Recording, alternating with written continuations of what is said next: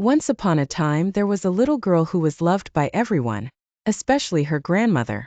She gave her a red hooded cape, and the girl wore it so often that everyone called her Little Red Riding Hood. One day, her mother asked her to take a basket of food to her sick grandmother who lived deep in the forest.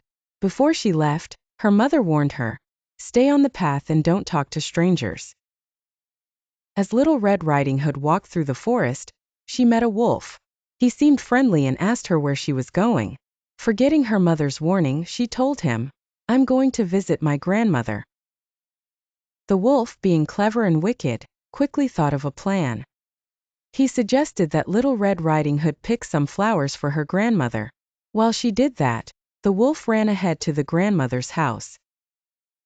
When the wolf arrived, he knocked on the door. The grandmother, thinking it was Little Red Riding Hood, told him to come in.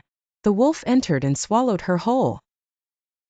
Then he put on her clothes and got into her bed, waiting for Little Red Riding Hood. Soon after, Little Red Riding Hood arrived and knocked on the door. The wolf, pretending to be her grandmother, told her to come in. As Little Red Riding Hood approached the bed, she noticed something strange. "Grandmother, what big eyes you have! All the better to see you with," said the wolf. "Grandmother, what big ears you have! All the better to hear you with. Grandmother, what big teeth you have! All the better to eat you with." The wolf jumped out of bed to grab Little Red Riding Hood. But just then, a passing hunter heard the commotion. He rushed into the house and saved both Little Red Riding Hood and her grandmother, who was still alive inside the wolf's belly. The hunter chased the wolf away, and Little Red Riding Hood promised never to talk to strangers or leave the path again.